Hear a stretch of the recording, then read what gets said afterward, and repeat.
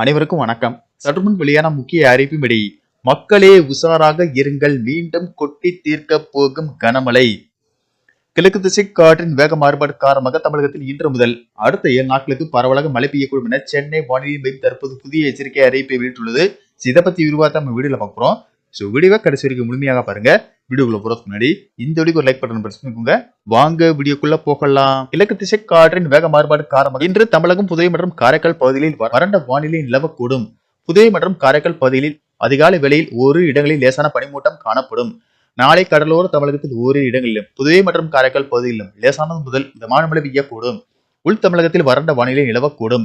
தமிழகம், புதுவை மற்றும் காரைக்கால் பகுதியில் அதிகாலை வேளையில் ஓரிரு இடங்களில் லேசான பனிமூட்டம் காணப்படும். நாளை மறுநாள் கடலோர தமிழகத்தில் ஒரு சில இடங்களிலும், உள் தமிழகத்தில் ஓரிரு இடங்களிலும், புதுவை மற்றும் காரைக்கால் பகுதியிலும் இடி மின்னலுடன் கூடிய லேசானது முதல் மிதமான மழை பெய்யக்கூடும்.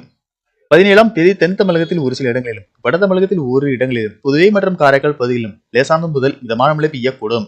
18ஆம் தேதி தென் தமிழகத்தில் ஓரிரு இடங்களில் லேசானது முதல் மிதமான மழை பெய்யக்கூடும். வட தமிழகம், புதுவை மற்றும் காரைக்கால் பகுதிகளில் வறண்ட வானிலை நிலவக்கூடும். 19 மற்றும் 20ஆம் தேதிகளில் தமிழகம், புதுவை மற்றும் காரைக்கால் பகுதிகளில் வறண்ட வானிலை நிலவக்கூடும்.